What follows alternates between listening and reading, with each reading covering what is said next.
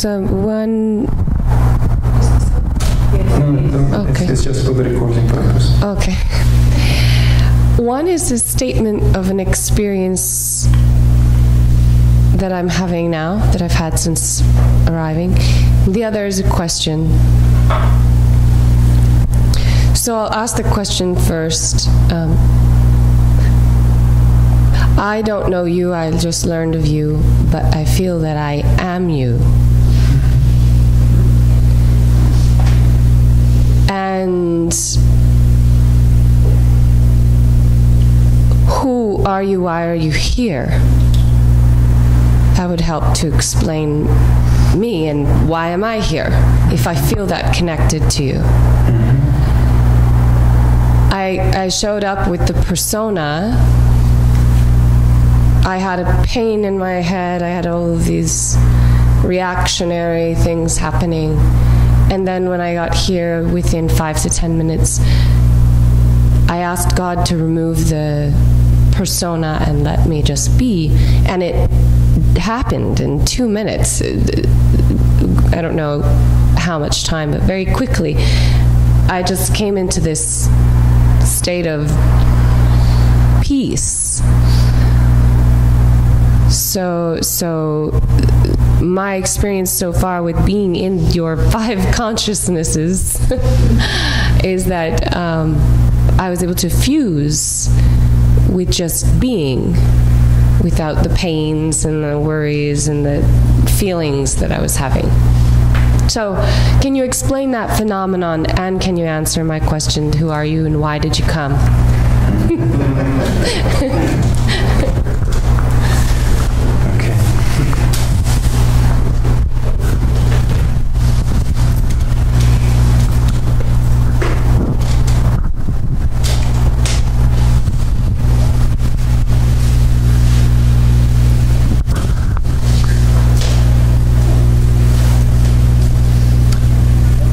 There could be a very elaborate response to that.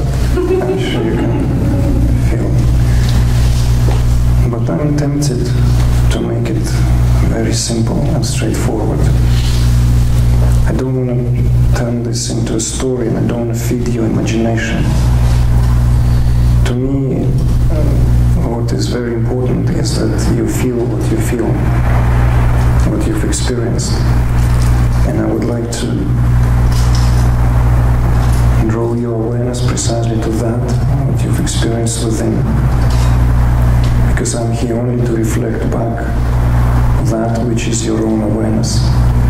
And if I can do that in the simplest terms and the simplest way, and to keep aside anything that might come with, let's say, that from a personal ground, and if you followed what we were speaking about, there is still, even in the fully enlightened being, there is presence of ignorance. It has a term in Sanskrit, lesha vidya, that kind of remnants of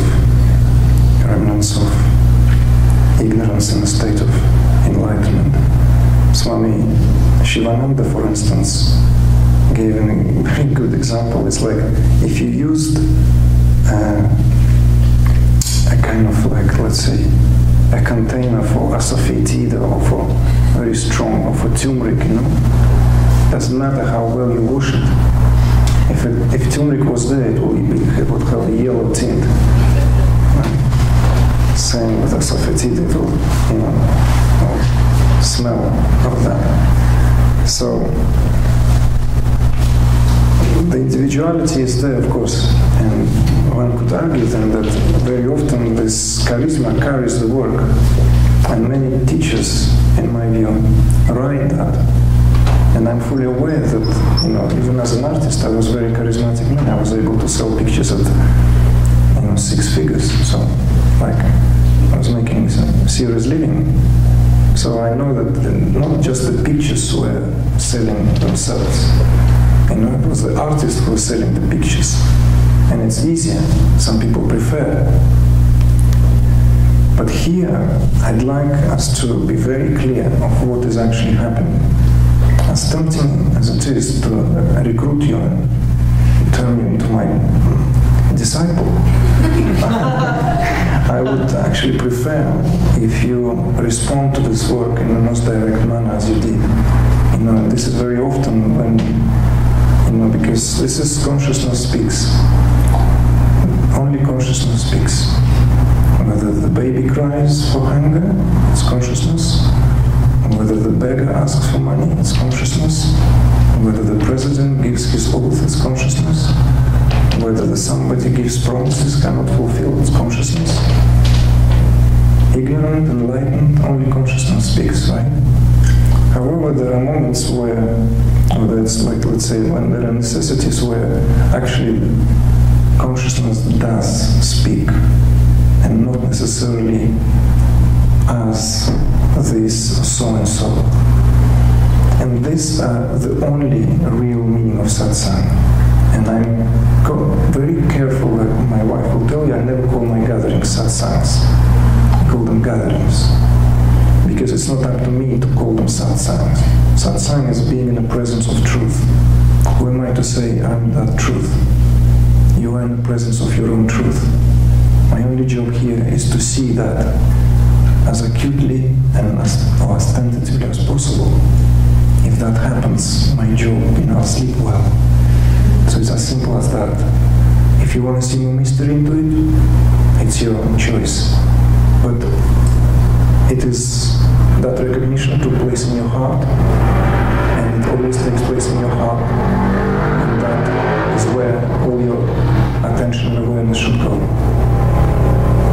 So find peace.